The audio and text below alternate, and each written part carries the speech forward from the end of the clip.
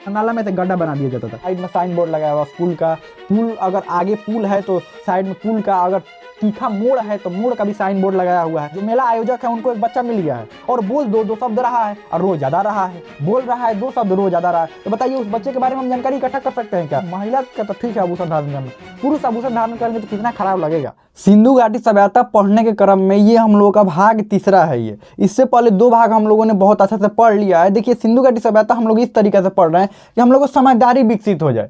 समझदारी विकसित होने से फायदा ये होता है कि अगर आपको एग्जाम में तुक्का लगाने के लिए भी आता है, तुक्का वही लोग लगा पाते हैं जिनके अंदर समझदारी रहती है। जो समझदारी अगर नहीं रहेगा और उस टॉपिक से क्वेश्चन आएगा आपको नहीं आ रहा होगा, तुक्का आप नहीं लगा सकते सही। अगर समझदारी आ गया है तो आप लगा सकते हैं। ठीक, हम ऐसे पढ़ेंगे कि हम लोगों में समझदारी भी आ जाए और फैक्ट का नॉलेज भी हो जाए। तो चलिए क्लासेस को चालू करते हैं हम लोग।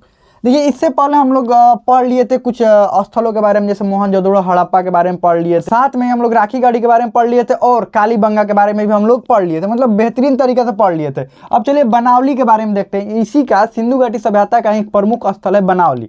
देखिए जो बड़े स्थल मिले हैं वो पाकिस्तान में चले गए हैं। भारत के जब बंटवारा हुआ तो पाकिस्तान में चले गए बड़े स्थल, और उनका उत्खनन जाने के बाद उत्खनन वहीं पर रुक गया, क्योंकि वहां पर पाकिस्तान सरकार ने इतना मतलब तत्परता नहीं दिखाई और उसका उत्खनन नहीं हो पाया। तो हम लोग ये देखते हैं कि हम लोगों के यहाँ जो भी स्थल है, जैसे बनावली है, धौलावीरा है, ये सब हम लोग के यहाँ स्थल है। तो इसका लगातार उत्खनन हो रहा है और जहाँ जहाँ कुछ नई नई चीज़ें मिल रही है और इसको अभी भी संरक्षित करके रखा गया। हड़प्पा और मोहनजोदड़ो में तो पानी भर गया है। हड़प्पा के कुछ स्थल अभी बाकी हैं जो थोड़ा सा ठीक ठाक है, नहीं तो मैक्सिमम जगहों पर पानी भर गया है। तो चलिए देखते हैं।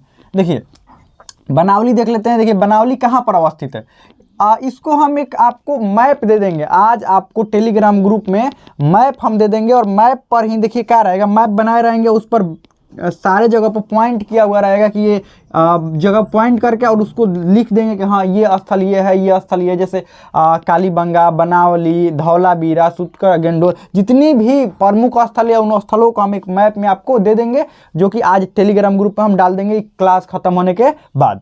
तो सबसे पहले बनावली के बारे में, बनावली कहाँ पर अवस्थित है? ये सरस्वती नदी के किनारे अवस्थित है। सरस्वती नदी जो कि वर्तमान में विलुप्त हो चुकी है। आपको पता है कि सरस्वती नदी का एक बड़ा सा क्षेत्र राजस्थान में पड़ता था और राजस्थान में जो मरुस्थल होने का एक प्रमुख कारणों में से एक कारण सरस्वती नदी का विलुप्त होना है। आप जब राजस्थान को सर्च करेंगे राजस्थान में मरुस्थल क्यों बढ़ रहे हैं और इतना मरुस्थलीकरण का कारण क्या है, तो आपको 10 कारण मिल जाएंगे, लेकिन उसमें से एक भी कारण ये नहीं मिलेगा कि सरस्वती नदी विलुप्त हो गई इसलिए। वहाँ पर 10 कारण, वर्षा कम होती है, वनों का अधिक कटाई होता है, प्राकृतिक संसाधनों का दोहन होता है, वन कम है, वर्षा कम होती है, जो मानसून है वहाँ पर नहीं टिक पाता है, इसलिए वहाँ पर मरुस्थलीकरण हो रहा है। लेकिन कोई ये नहीं बताता है कि सरस्वती नदी भी वहाँ से जा रही थी, और जब सरस्वती नदी विलुप्त हुई तो वहाँ मरुस्थलीकरण तेजी से बढ़ने लगा। ठीक, क्योंकि लोगों को वनों को कटाई करने लगे, वर्षा भी उधर कम होने लगी, क्योंकि नदी ही नहीं था, और नदी नहीं था तो सिंचाई का भी साधन नहीं था और पेड़ पौधे भी विलुप्त होने लगे। बनावली जो स्थल था वो सरस्वती नदी के किनारे था, जो कि कहाँ, फतेहाबाद, हरियाणा। देखिए सरस्वती नदी का विस्तार किसी एक राज्य में नहीं था, हरियाणा में था, राजस्थान में था, ये सारे जगहों पर था। तो यहाँ पर सरस्वती नदी के किनारे फतेहाबाद जिला, हरियाणा, याद रख लीजिएगा। बनावली के खोजकर्ता कौन थे? बनावली नाम याद रखिएगा, इसी से ट्रिक बनता है आपका। बनावली से ही आपको ट्रिक बनेगा। बनावली से क्या ट्रिक बनेगा? सरस्वती नदी, यानी सरस्वती माँ ही किसी को बनाती है, किसी को। देखिए अगर सरस्वती माँ का आप ध्यान रखेंगे तो आप बन जाएंगे, और नहीं ध्यान रखेंगे तो बिगड़ जाएंगे। सरस्वती माँ मतलब क्या? हम विद्या, शिक्षा अगर हमारे पास नहीं होगा तो हम क्या होंगे? बिगड़ जाएंगे, और शिक्षा होगा तो बन जाएंगे। तो सरस्वती नदी के किनारे बनावली, यानी सरस्वती का साथ रहेगा तो कोई बना हुआ व्यक्ति, कोई व्यक्ति बना हुआ रहे। फतेहाबाद जिला, हरियाणा। खोजकर्ता कौन थे? RS बिष्ट।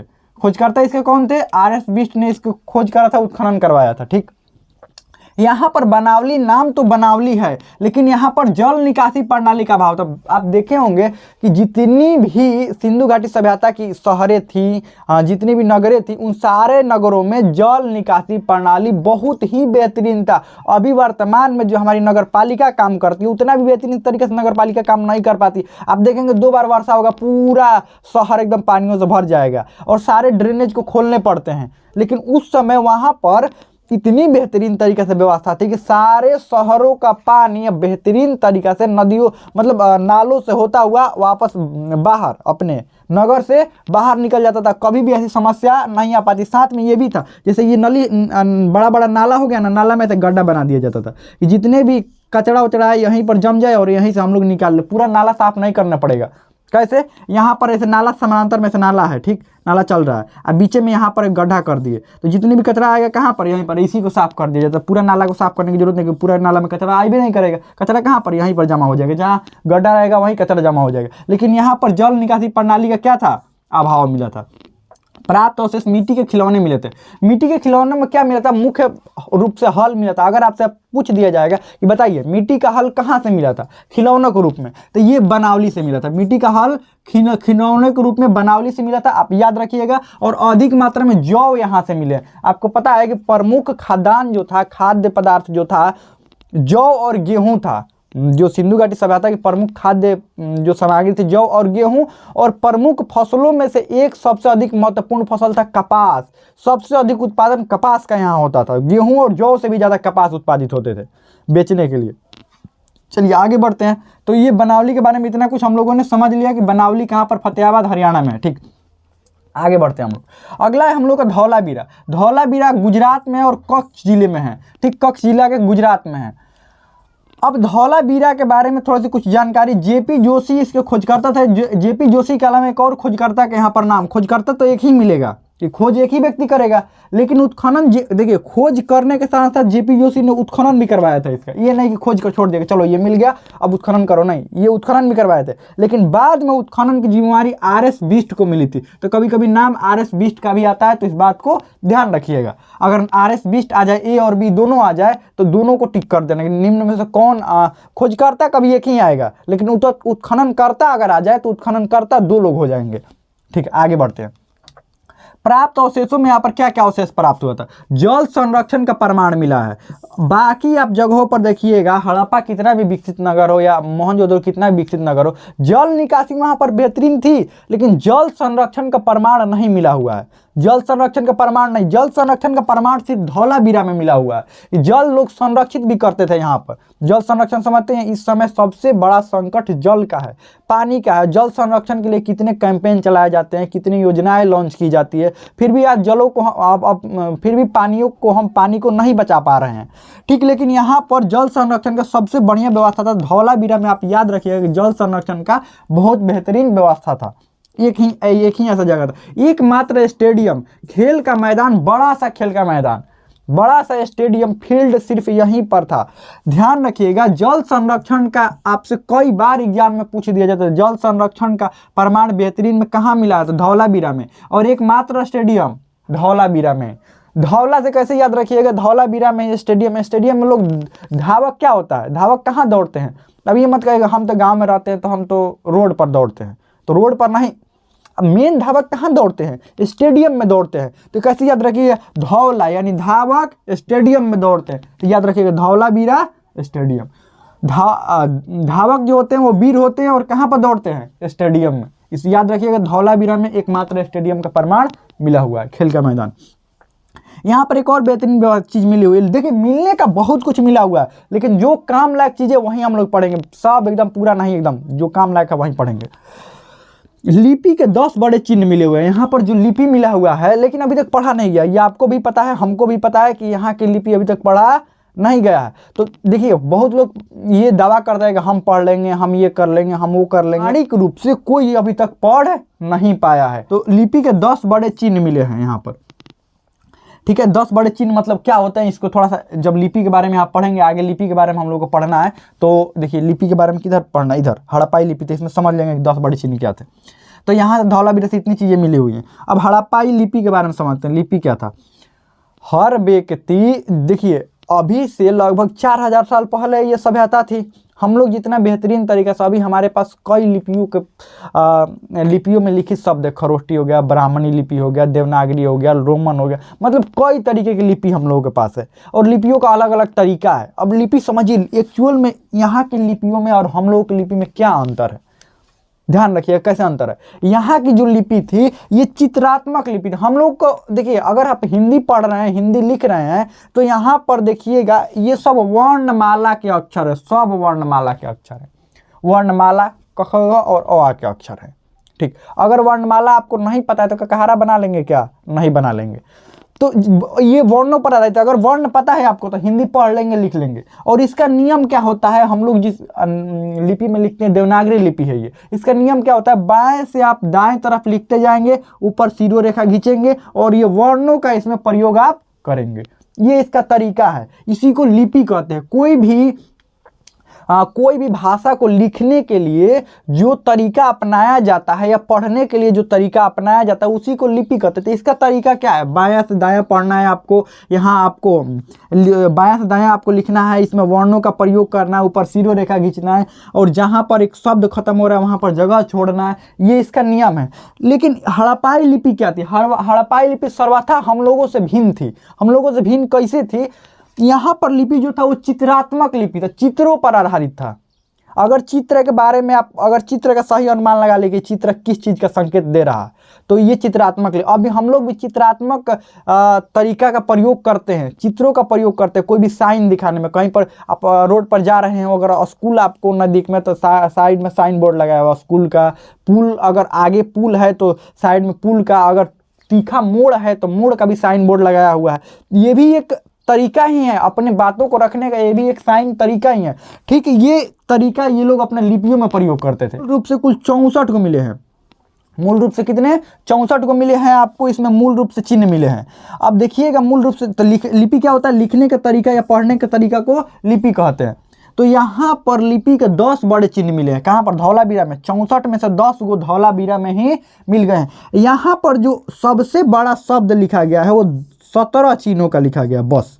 इनकी दिक्कत ये है ना, पढ़ क्यों नहीं पाते हैं कि बड़ा बड़ा कुछ नहीं ना लिखा हुआ है, लिखा हुआ है इतना छोटा छोटा मुहर पर, पता चले कि 3-4 लाइन में बतिये समाप्त हो जा रहा है, तो कैसे पढ़ पाएंगे।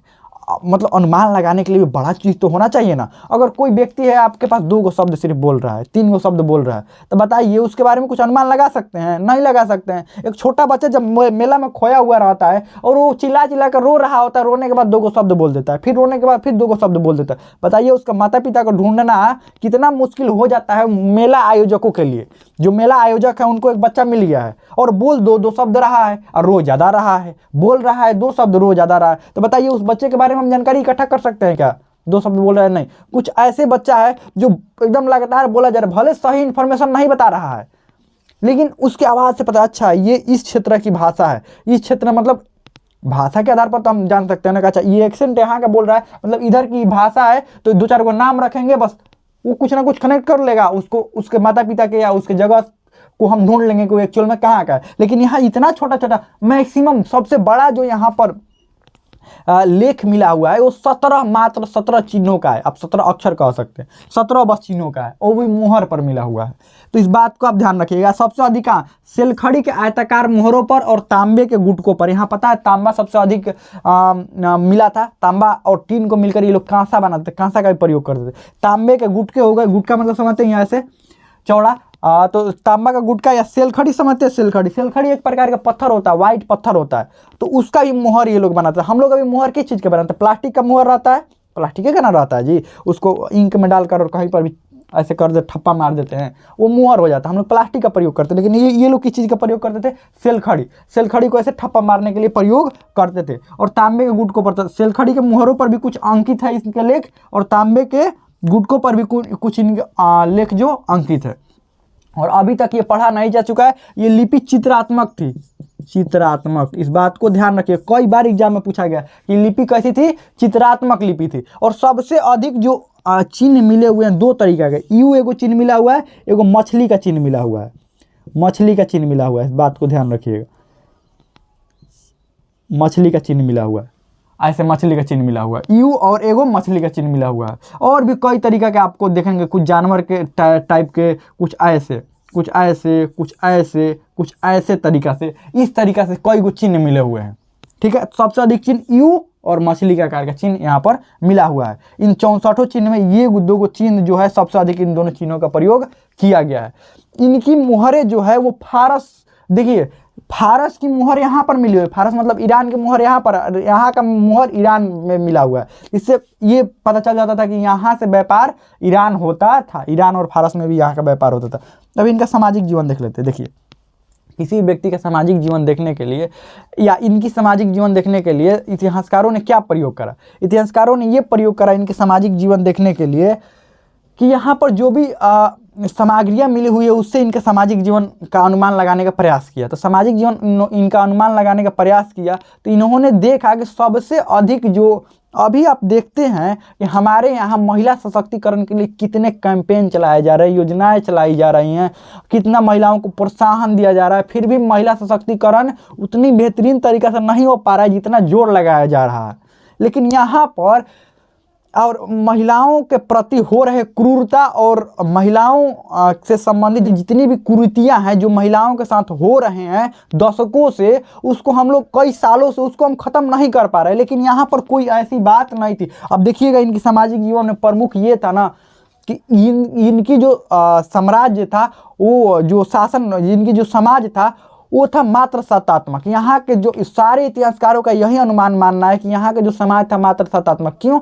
क्योंकि यहाँ सबसे अधिक मात्र देवी की मूर्ति मिली हुई है, बहुत सारे मात्र देवी की मूर्ति मिली हुई है। हड़प्पा हो गया, मोहनजोदड़ो से हो गया, और सबसे अधिक ये लोग मात्र देवी की पूजा करते हैं। साथ में ये भी प्रमाण मिला हुआ है कि यहाँ पर पारदा प्रथा या सती प्रथा जैसे कोई प्रमाण यहाँ पर नहीं मिले हुए कि पारदा प्रथा था, सती प्रथा। महिलाओं को भी समान रूप से समाज में भागीदारी दी गई थी, समान रूप से, ना कोई भेदभाव, कुछ भी नहीं। तो यहाँ का जो समाज है माना जाता है कि मातृ सत्तात्मक था, मातृ सत्तात्मक। अभी हम लोग का समाज क्या माना जाता है? पितृ सत्तात्मक, पुरुषों का। लेकिन ये इनकी पुरुषों का ही सत्ता माना जाता है अभी वर्तमान के समाज में, लेकिन इन लोगों के समय मातृ सत्तात्मक था। और जो सामाजिक जीवन से एक और बात पता चलता है, इनका जो परिवार था ना, एकल परिवार। इनके घर को देखकर ये लगता था एकल परिवार, ये इनका जो परिवार था वो एकल परिवार था। अब देखिए ये सामाजिक संगठन के बारे में थोड़ा सा देख लेते हैं कि इनकी सामाजिक संगठन कैसा था, सामाजिक संरचना कैसा था।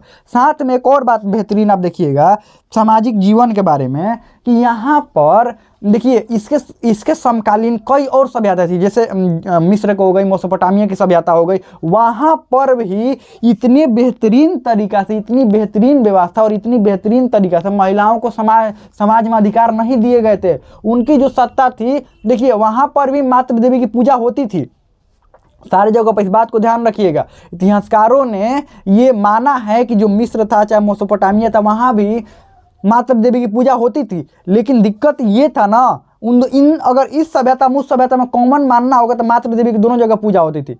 लेकिन दिक्कत यह था कि उतना महिलाओं को अधिकार नहीं थे जितना अभी के वर्तमान इनकी जो हड़प्पा सभ्यता के समाज में महिलाओं को जितनी अधिकार और इज्जत था।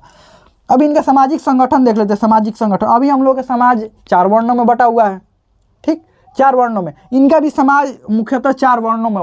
वर्ण प्रणाली, जाति प्रणाली का प्रमाण यहाँ नहीं मिलेगा। वर्ण प्रणाली था, जाति प्रणाली था। यहाँ था कि आपको रोजगार के आधार पर आप जो काम करते हो उसके आधार पर लोग अलग अलग बटे हुए थे। अब कैसे था? सबसे पहला था पुरोहित वर्ग, जो कि विद्वान लोग रहते थे, जो कि कोई अनुष्ठान कराते थे। पूजा पाठ का भी यहाँ पर प्रमाण मिला हुआ है। और सबसे बड़ा प्रमाण तो यहाँ पर मिला हुआ है कि मोहनजोदड़ो में जो स्नानागार है, जो शहर के बीचों बीच स्नानागार है, तो वो धार्मिक अनुष्ठान के लिए ही वो स्नानागार हुआ करता। जैसे हम लोग, अगर आप और हम बिहार से हैं, बिहार में आप देखिएगा कि छठ महापर्व कहाँ मनाया जाता है? नदी या तालाब के किनारे ही मनाया जाता है। और वैसे ही बड़े बड़े त्यौहार वहाँ पर भी मनाए जाते थे। कहाँ पर? मोहनजोदड़ो में। उसी के लिए वो बड़ा सा स्नानागार था।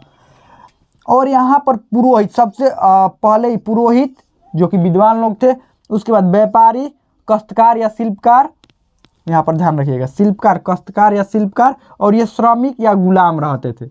यानी कि देखिए, और एक और बात, बढ़िया बात समझ लीजिएगा कि यहाँ पर किसी में भी भेदभाव ज़्यादा नहीं था। इसी के समकालीन जो सभ्यताएं थी, चाहे मिस्र हो गई, मेसोपोटामिया की सभ्यता, वहाँ पर देखिएगा ना सबसे अधिक शोषण किया जाता था अपने से। वहाँ शासक वर्ग, पहले बात तो वहाँ पर शासक वर्ग था, यहाँ पर कोई शासक वर्ग है नहीं। यहाँ पर कोई शासकीय बड़ा सा राजा वाला संगठन नहीं थे। जब राजा होगा तो सीधा बात शोषण होबे करेगा। अब वहाँ से ऊपर से नीचे तक गुलामों का, चाहे शिल्पकारों का, ये सबका शोषण होता था। लेकिन यहाँ पर नहीं, यहाँ पर सभी लोग समाज में एक दूसरे से मिल कर रहे थे, तभी तो इतना दिन तक समाज चल पाया ना। लगभग आप देखिएगा तो 2400 ईसा पूर्व से लेकर 1750 ईसा पूर्व तक ये चला। लगभग आप कितना दिन मान सकते हैं? लगभग 650 साल तक मतलब एकदम ऊंचाई वाला आवास था। पर ऐसे तो माना जाता है कि 3000 ईसा पूर्व से लेकर 1500 माना जाता है, लेकिन ऐसे अगर माना जाए तो 650 साल तक कोई भी सभ्यता को चलना कितनी बड़ी बात है, ध्यान रखिएगा। तो यहाँ पर ये माना जाता था। तो ये ध्यान रखिएगा। इनके सामाजिक संगठन के बारे में पुरोहित, व्यापारिक, काश्तकार और श्रमिक या गुलाम भी हुआ करते थे। गुलामों को बैरक भी मिले हुए हैं। कुछ तो पर्सनल गुलाम होते थे, गुलाम यानी कि दास, और कुछ देखो दास प्रथा, दास और दासियों का कहानी तो प्राचीन समय से चलता आ रहा है। ये सबसे प्राचीन समय, इसी के बाद से सब चालू है ना। आप कहीं पर भी आप कोई भी देखते होंगे, कोई मूवी भी देखते होंगे, और तो उसमें भी दास या दासियों के बारे में आपको बताया जाता होगा, दास या दासी। तो वही गुलाम हुआ करते, दास या दासी अपने मालिक या तो घर पर रहते थे या खुद के घर पर रहते थे। लेकिन दास यहाँ पर गुलामों को उतना शोषण नहीं किया जाता था जितना मिस्र और मेसोपोटामिया में किया जाता था। तो इस बात को ध्यान रख। काश्तकार या शिल्पकार तो समझते ही हैं क्या होते हैं, ये बनाने वाले होते हैं जो कुछ भी सामान बनाते, चाहे मन का बना गया, कोई हथियार बनाए, ये लोग मतलब कृषि करने के लिए, जो भी करने के लिए कुछ भी कपड़ा बनाए, कुछ भी बनाए, यही होते थे ये। चलिए आगे बढ़ते हैं। हड़प्पावासी, अब इनके सामाजिक संगठन में ही देख लेते हैं। हड़प्पावासी सजने और संवारने पर थोड़ा ज़्यादा ध्यान दिया करते थे। इसी क्रम में आप देखिएगा कि चनहूदड़ों से लिपस्टिक का साक्ष्य मिला हुआ है। कहाँ से? चनहूदड़ों से लिपस्टिक का साक्ष्य मिला हुआ है।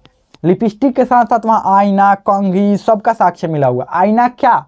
आईना उस समय इसका जो तांबा और टीन का मिलाकर कांसा बनाया जाता है। कांसा को ही एकदम चमकदार बना दिया तो उसमें चेहरा दिखने लगेगा। चेहरा देखने के लिए क्या? अपना प्रतिबिंब देखने के लिए आपको क्या करना पड़ता है? आईना माने क्या?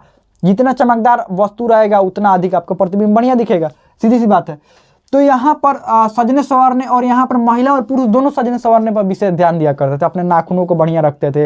हाँ, बाल महिला और पुरुष दोनों के बड़े होते थे। आभूषण दोनों लोग धारण करते थे, महिला और पुरुष दोनों आभूषण धारण करते थे। आपको थोड़ा सा अजीब टाइप का महसूस होगा, कह रहे महिला का तो ठीक है आभूषण धारण करना, पुरुष आभूषण धारण करेंगे तो कितना खराब लगेगा, नहीं लगेगा। वर्तमान समाज में भी तो पुरुष आभूषण धारण करते हैं ना, तो आप कहेंगे कहाँ आभूषण धारण करते नहीं है जी। आप हाथों में आभूषण का मतलब क्या होता है?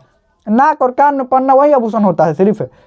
आभूषण का मतलब क्या? वर्तमान समय अंगूठी आभूषण के अंतर्गत ही आएगा। यहाँ पर पुरुष भी पहनते हैं आभूषण के अंतर्गत, गले में भी पुरुष पहनते हैं, तो कान में भी पुरुष पहनते हैं, तो ये सब आभूषण के अंतर्गत। उस समय भी पुरुष और महिला दोनों आभूषण धारण करते थे। और आभूषण किस चीज़ का होता था? हड्डियों का हो गया आभूषण, या पत्थरों का आभूषण हो गया, या यहाँ पर सोना और चांदी का भी प्रमाण मिला हुआ, तो उसका भी आभूषण ये लोग क्या करते थे? धारण करते थे। शीशा का भी प्रमाण मिला हो तो उसका भी आभूषण ये लोग धारण करते थे।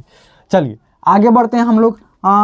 वस्त्र, अब इनके ये देख लिए कि ये लोग मुख्य रूप से सजने संवारने पर ध्यान दिया करते हैं। सजने संवारने में क्या क्या है ये सब समझ लिए हम लोग। अब वस्त्र के बारे में देख लेते हैं। वस्त्र दो तरह के, सूती और ऊनी, दो तरीके के वस्त्र पहनते थे। सूती भी पहनते थे और ऊनी भी वस्त्र पहनते थे, ठीक। और वस्त्र में ये महिला पुरुष का वस्त्र लगभग समान ही होता था, हल्का सा डिफरेंस होता था। भोजन में ये शाकाहारी और मांसाहारी दोनों भोजन किया करते थे। और शाकाहारी और मांसाहारी भोजन करने के क्रम में ये तो नदियों किनारे रहते थे। मांसाहारी भोजन, आप नॉर्मल सी बात है कि मांसाहारी भोजन भी करेंगे और शाकाहारी भोजन भी ये लोग करते थे। मांसाहारी भोजन में मछली हो गया, कछुआ हो गया, ये छोटे छोटे जीव जंतुओं के लोग मार करके, पक्षियों को मार कर ये लोग क्या करते थे? खाते थे। इस बात को ध्यान रखिएगा, क्योंकि कई जगहों पर कछुआ का जो बचा हुआ ऊपर वाला खोपड़ी समझते हैं ना, ऊपर वाला कंकाल, खोपड़ी मतलब सर नहीं उसका, ऊपर वाला कंकाल मिला हुआ है, तो ये सब वहाँ पर मिला हुआ था। इससे पता चलता है कि हाँ लोग मांसाहारी भी थे। मनोरंजन, अब मनोरंजन के लिए चौपाड़ खेलते थे, पासा खेलते थे, नृत्य और संगीत। यहाँ एक नर्तकी का मूर्ति भी मिला, कांसे की नर्तकी की मूर्ति मोहनजोदड़ो से मिला हुआ है। तो ये लोग नृत्य, संगीत, ये सब गाना बजाना सब करते थे। और कुछ जगहों पर तो ये भी प्रमाण मिला हुआ है कि जो एक मतलब चौपाड़ पासे के साथ, पासा तो समझते हैं क्या होता है, तो ये सब खेला करते थे। मतलब बहुत कुछ, स्टेडियम भी यहाँ पर तो मिला ही हुआ, दौड़ भाग वाले खेले भी ये लोग खेला करते थे मनोरंजन के लिए, सब मनोरंजन के लिए करते थे। ये देखिए, ये धनी थे ना जी, गरीब लोग ना मनोरंजन के लिए कुछ नहीं, उनको मनोरंजन के लिए समय ही नहीं मिलता, कहाँ क्या करेंगे। अमीर लोग ना मनोरंजन के लिए काम करते हैं। इनकी शिक्षा के बारे में थोड़ा सा देख लेते हैं। उतने पढ़ाई के मामले में वर्तमान समय में स्कूल जैसे स्कूल तो नहीं था वहाँ पर, स्कूल का प्रमाण तो नहीं मिला हुआ है, लेकिन शिक्षा इनकी बेहतरीन थी। जरूरी नहीं है कि स्कूलों से ही कुछ शिक्षा लिया जाए। एक औपचारिक शिक्षा होता है, एक अनौपचारिक शिक्षा होता है। तो औपचारिक शिक्षा का मतलब क्या होता है? एक विशेष जगह पर, एक सिलेबस के अंतर्गत और एक विशेष जगह पर विशेष व्यक्तियों द्वारा जब कुछ विशेष लोगों को मतलब विशेष लोगों को जब पढ़ाया जाता है तो औपचारिक शिक्षा होती है, जैसे स्कूल कॉलेजों में होती है। अनौपचारिक शिक्षा हम कहीं से भी कुछ सीख लेते हैं, कोई व्यक्ति हमें बता देता है, तो औपचारिक शिक्षा अनौपचारिक शिक्षा होती है। अनौपचारिक शिक्षा जिंदगी में चलता रहता है, तो इनकी शिक्षा अनौपचारिक थी, औपचारिक शिक्षा नहीं थी। जब भी आपको आएगा क्वेश्चन ऑब्जेक्टिव में, इनकी शिक्षा अनौपचारिक थी, औपचारिक शिक्षा नहीं थी। वर्तमान में हम लोगों के पास औपचारिक शिक्षा भी है, अनौपचारिक शिक्षा, बाहर से भी लोगों से भी कुछ कुछ सीख लेते हैं और स्कूल कॉलेजों में भी सीखते हैं, तो ध्यान रखिएगा।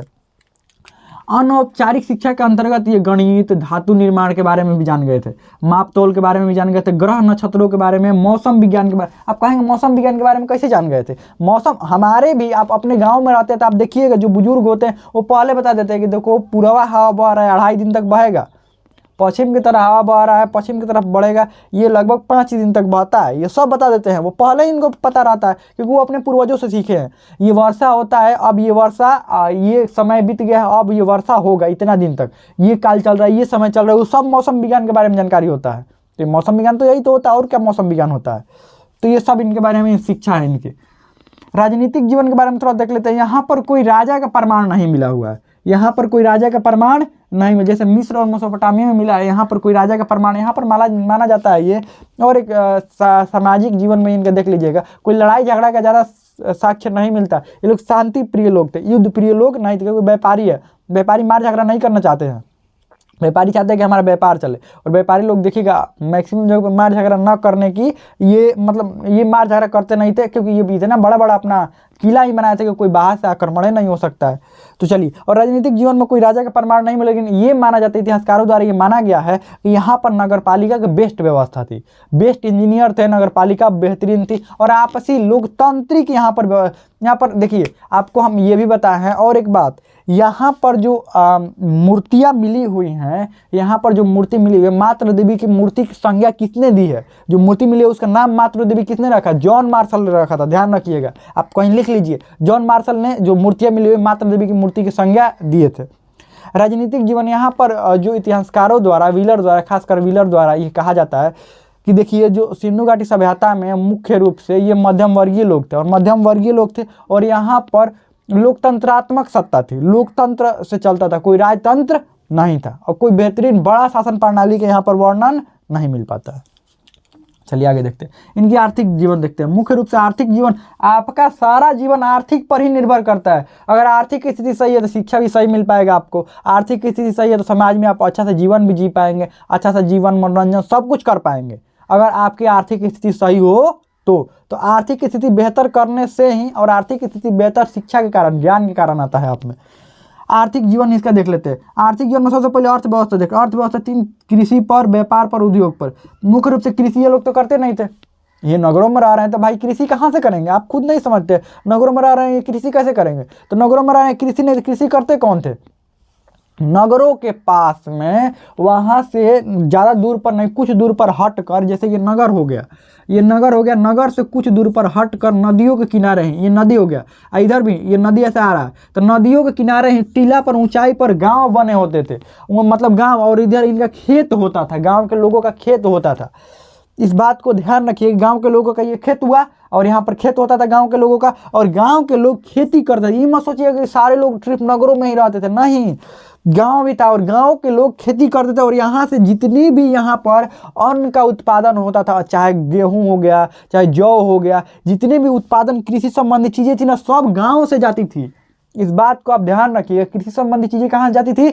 गांव से, और नदियों किनारे गांव होने के कारण नाव पर ये लोग लाद कर यहाँ पर पहुँचा देते थे। और एक और बात देखिएगा, जो भी सिंधु घाटी सभ्यता के अन्नागार देखिएगा ना, नदी के जस्ट एकदम सटा हुआ ही होगा, किला में नदी का सटा हुआ ही अन्नागार आपको मिलेगा।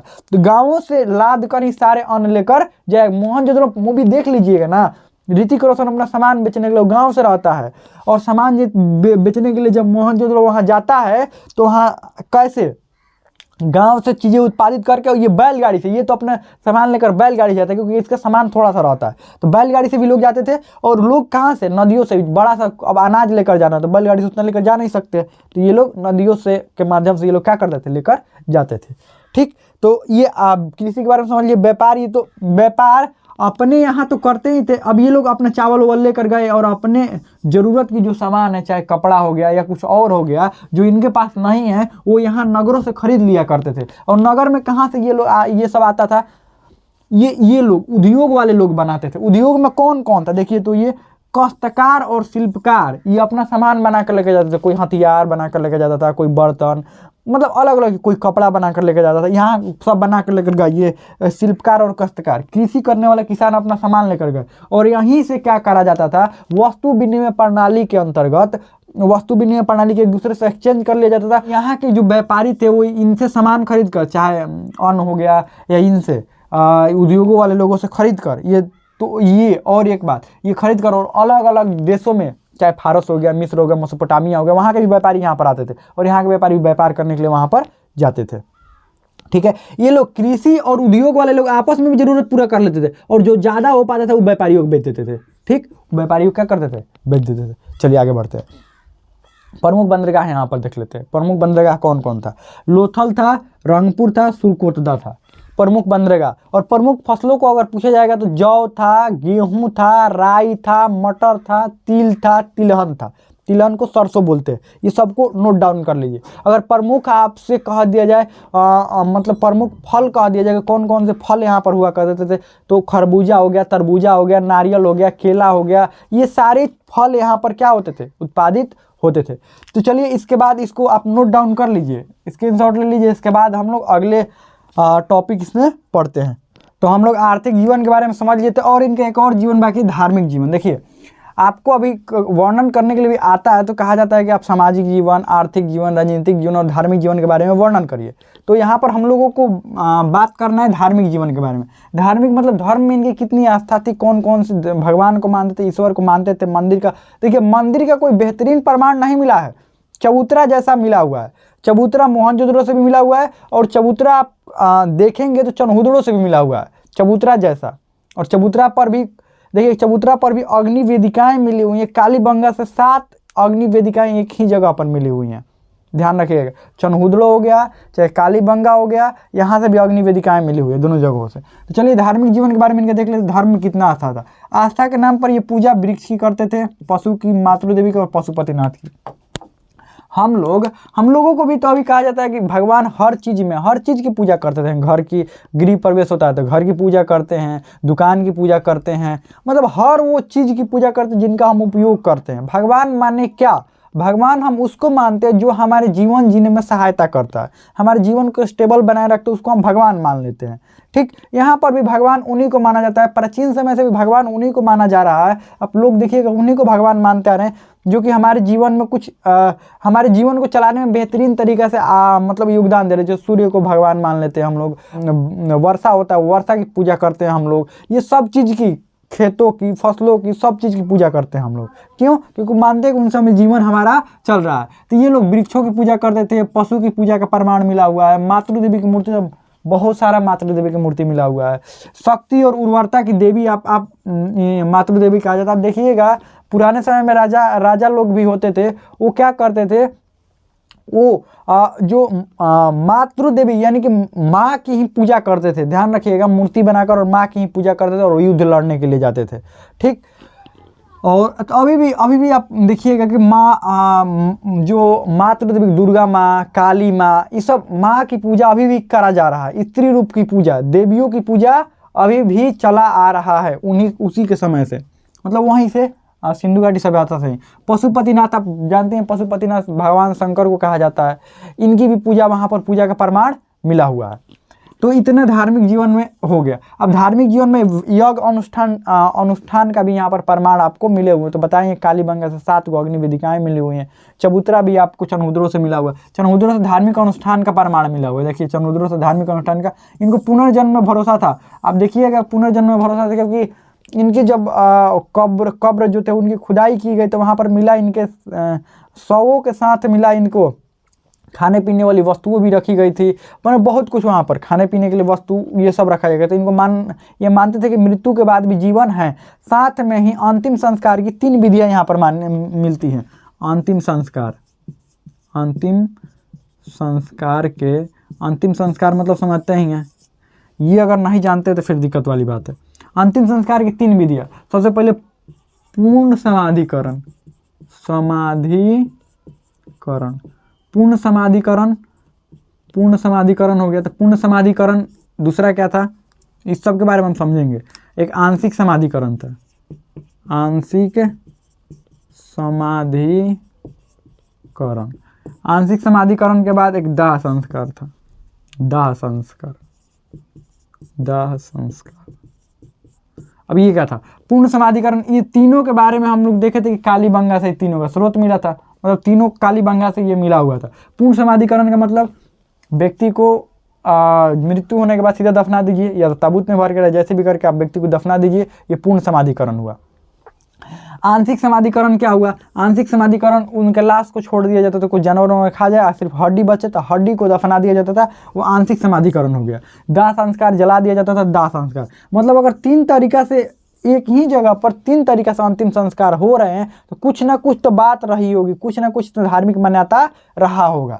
या तो अलग अलग लोग रहे होंगे, अलग अलग तरीका से यहाँ पर कर रहे होंगे, या एक ही धर्म था और उस धर्म में अलग अलग विधियाँ थी लोगों को अंतिम संस्कार करने का। तो ये समझिए धार्मिक जीवन का, समझिए बेहतरीन था धार्मिक जीवन। और उसी समय से बहुत सारी चीज़ें अभी धार्मिक जीवन में चलता आ रहा है। जैसे मातृ देवी की पूजा अभी भी होती है, पशुपतिनाथ की पूजा अभी भी होती है, वृक्ष और पशुओं की भी पूजा अभी भी होती है। ठीक है, आगे बढ़ते हैं। और पतन, आप देखिए ये कैसे विनाश हो गया इतने सालों तक चलने के बाद, मतलब लगभग 1750 आते 1750 ईसा पूर्व, इसके बाद हम लोग पढ़ेंगे वैदिक सभ्यता। तो आप देखिएगा वैदिक सभ्यता की शुरुआत हम बताएंगे 1500 ईसा पूर्व से ये शुरुआत हुआ था, 600 ईसा पूर्व तक चला था वैदिक सभ्यता। तो देखिए ये खत्म जब हुआ यहीं पर, तो यहीं से इसको चालू हो जाना चाहिए था वैदिक सभ्यता। बीच में का समय को संक्रमण काल कहते हैं। इससे इसके बीच में कितना साल का, 250 साल का गैप था, 250 साल, मतलब 250 वर्ष का समय था। और देखिए 1750 साल तक ये बढ़िया चला, मतलब 1750 ईसा पूर्व तक ये बढ़िया चला। ठीक, उसके बाद धीरे धीरे ये विनाश होने लगा। और क्यों विनाश हुआ, विनाश का कारण क्या है, किसी भी चीज़ का इतना बड़ा सभ्यता है कि विनाश का एक कारण तो नहीं हो सकता है, कई कारण रहे होंगे। तो ये विनाश कैसे हुआ, और अचानक तो विनाश हो नहीं जाएगा, तो धीरे धीरे ऐसे हुआ। इस 1750 से 1500 के बीच जो 250 साल कहा जाता है, इसको संक्रमण काल कहा जाता है। संक्रमण काल का मतलब वो काल को कहा जाता है जिसमें दोनों चीज़ें हो रही होती हैं, मतलब ये विलुप्त हो रहा होता है, ये आ रहा होता है। जैसे उदाहरण के लिए हम आपको समझाएं, एक क्लासरूम है, ठीक, एक क्लासरूम है, यहाँ गेट है।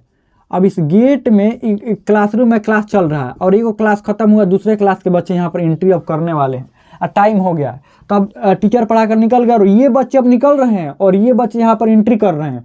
तो यहाँ पर जो एंट्री कर रहे हैं ये वाला तो पूरा निकल नहीं गए हैं और ये भी पूरा आ नहीं गए हैं। कुछ बच्चे नेक्स्ट बैच के और कुछ बच्चे इस बैच के बच गए हैं। जब दोनों कुछ बच्चे इधर आ रहे हैं और इधर से कुछ बच्चे निकल रहे हैं, इसी समय को संक्रमण काल कहते हैं, जिसमें दोनों चीज़ें हों। तो ये विलुप्त हो रहा था और ये चीज़ें आ रही थी। और इसी क्षेत्र में सप्त सैंधव प्रदेश, सिंधु और उसके सहायक नदियों के आसपास ही वैदिक सभ्यता की उत्पत्ति हो रही थी और ये लोग खत्म हो रहे थे। तो क्या कारण था कि ये लोग खत्म हो गए और वैदिक सभ्यता उत्पन्न हो गया, चलिए देखते हैं इनके पतन के क्या कारण थे, इतने बेहतरीन सभ्यता। व्हीलर ने माना है कि देखिए जो वैदिक सभ्यता की शुरुआत की थी ना आर्य, जो मध्य एशिया से आए थे और वैदिक सभ्यता की शुरुआत की है, व्हीलर कह रहे हैं कि यही सब आए थे। उधर मार झगड़ा करने वाले ये लोग थे और घोड़ों से चलते थे और मार झगड़ा भी ये लोग करते थे। तो इन लोगों ने क्या करा, आए और यहाँ सिंधु घाटी सभ्यता पर आक्रमण कर दिया। आक्रमण करने के बाद इस सबको तहस नहस कर दिया और तहस नहस करने के बाद यहीं पर कब्जा जमा लिया ये आर्यों ने। बाह्य आक्रमण हुआ। किसका मानना है, व्हीलर कह रहे हैं कि आर्यों ने आकर सिंधु घाटी सभ्यता को नष्ट कर दिया और अपनी सभ्यता की शुरुआत कर दी, व्हीलर कह रहे हैं। ठीक, या कोई और बाह्य आक्रमण हुआ है, आर्यों का आक्रमण हुआ है या कोई और बाह्य आक्रमण, व्हीलर कहते हैं। क्योंकि व्हीलर को ये दिखता है कि मोहनजोदड़ो में लाशों का ढेर दिखता है और लाशें मोहनजोदड़ो के अलावा हड़प्पा में भी आप देख लीजिएगा, चाहे मोहनजोदड़ो में मैक्सिमम करके मोहनजोदड़ो में लाशें ऐसे बिखरी हुई, कहीं रोड पर नालियों में लाशें बिखरी हुई हैं। तो इनका मानना था कि युद्ध कहीं ना कहीं हुआ था और युद्ध में सिंधु घाटी सभ्यता के लोग इसलिए हार गए, इसलिए नहीं कि उनके पास संसाधन कम था, हार इसलिए गए क्योंकि वो लोग युद्ध करना नहीं जानते थे। और ये सबसे बड़ा बात होता है कि अगर आप कोई भी बेहतरीन चीज़ें आपके पास है तो मार झगड़ा करने आपको आना चाहिए। अगर मार झगड़ा नहीं करने आएगा तो वो चीज़ें आपके पास ज़्यादा दिन नहीं रह पाएगी। कोई भी बढ़िया चीज़, सुंदर चीज़ को रक्षा करने के लिए कुछ क्रूरता वाली चीज़ें होनी चाहिए। गुलाब को रक्षा करने के लिए कांटे होते हैं, कमल की रक्षा करने के लिए कीचड़ होता है, कि आप उसको तोड़ नहीं सकते, उसको खराब आप नहीं कर सकते। हर चीज़ की रक्षा करने के लिए कुछ ना कुछ होता है, लेकिन इनको रक्षा करने के लिए कोई चीज़ नहीं था, क्योंकि इनके किला इतना बड़े बड़े थे कि कॉन्फिडेंस था इनको। ऐसा हुआ होगा व्हीलर कहते हैं। जॉन मार्शल कहते हैं कि नहीं, ऐसा नहीं हुआ होगा। सिर्फ बाह्य आक्रमणों से आर्य सिर्फ आकर आक्रमण कर देते, तो आर्य फिर गांव में क्यों रहते? आर्यों की सभ्यता आप देखिए कि गांवों से ये उठे हुए हैं। तो अगर आके कोई ऐसा होता है कि कोई बाहरी वाला आया मार झगड़ा करके कब्जा कर लेगा अगर, तो वहीं पर न रहेगा जी। अगर उनके बनाए गए नगरों को कब्जा किया तो कोई और जगह पर जाएगा थोड़े। कोई राजा एक दूसरे पर कब्जा कर दे तो उसी के महल में रहने लगता है। ये लोग अलग से अपने गांव बनाकर क्यों रहेंगे? ये जॉन मार्शल का कहना है कि गांव बनाकर अलग क्यों रहेंगे। अलग ये लोग तो गांव बनाकर रहते थे, आर्य गांव बनाकर रहते, तो ये अलग क्यों रहेंगे? अर्नेस्ट मैक भी इसी सिद्धांत पर चलते हैं। देखिए जॉन मार्शल भी कहते हैं कि नहीं, आर्यों का आक्रमण से ये नष्ट नहीं हुआ है। एस.आर. राव भी यही बात करते हैं, वो कहते हैं कि बाढ़ से नष्ट हुआ है, क्योंकि नदियाँ सिंधु नदी और उसके सहायक नदियों में जलस्तर बहुत उफान पर रहता है, और यहाँ पर बाढ़ आया था, और बाढ़ आने के कारण बाढ़ ने पूरा तहस नहस सब एकदम सब तबाह वीरान कर दिया। कौन कहते हैं? ये जॉन मार्शल कहते हैं। ठीक, अब उसके बाद अन्य कारण में अन्य इतिहासकार भी कहते हैं कि जलवायु परिवर्तन हुआ होगा। जलवायु परिवर्तन का मतलब मौसम बदल गया होगा, कृषि लायक मौसम नहीं रहा होगा। कृषि लायक मौसम नहीं रहेगा तो खाना अन्न पानी की कमी हो जाएगा, और यहाँ से लोग भागने लगे होंगे, और जिसके कारण यहाँ के लोग जब भाग गए सब वीरान पड़ गया, ऐसे ही करके। और कुछ लोगों का मानना है कि प्रशासनिक शिथिलता आ गई होगी। प्रशासनिक शिथिलता मतलब प्रशासन में उनके जो भी लोग चलाने वाले थे, क्योंकि कुछ न कुछ छोटा मोटा तो प्रशासन था ही, राजा भले ही नहीं थे, लोकतंत्र चलता था, उसमें कुछ लोग क्रूर लोग आ गए होंगे, कुछ निरंकुश लोग आ गए होंगे, जो पूरी तरीके से तहस नहस तबाह कर दिए होंगे अपने स्वार्थ के लिए वो चीज़ें, और वहाँ से लोग बाकी लोग जो मतलब बाकी लोग थे वहाँ से नगर छोड़कर निकल गए होंगे। या कुछ लोगों का कहना है कि प्राकृतिक आपदा आ गई हो, कोई बीमारी कोई महामारी आ गई हो, जिसके कारण लोग बीमारी और महामारी से बहुत सारे लोगों की मृत्यु हुई, बहुत सारे लोग वहाँ से भाग गए होंगे, ये कहना है। तो आप खुद से ही आप अनुमान लगा लीजिएगा कि एक्चुअल में क्या बात हुआ होगा। और शुरू से आप पढ़े होंगे तो हम बताया भी थे कि कितना ऊंचा ऊंचा इनका किला था, क्या था, ये सब बहुत बेहतरीन तरीके से बताए हैं। ये हो गया चैप्टर हम लोगों का ख़त्म, माने तो स्क्रीनशॉट ले लीजिए। और इसके बाद हम लोग ऑब्जेक्टिव क्वेश्चन बेहतरीन तरीके से करेंगे। अगर आपको इसमें अभी भी कुछ डाउट हो रहा हो तो आप क्वेश्चन कमेंट में पूछ सकते हैं। इसके बाद हम लोग ऑब्जेक्टिव क्वेश्चन को करेंगे, बेहतरीन तरीके से करेंगे, और बेहतरीन तरीके से ऑब्जेक्टिव क्वेश्चनों को समझेंगे।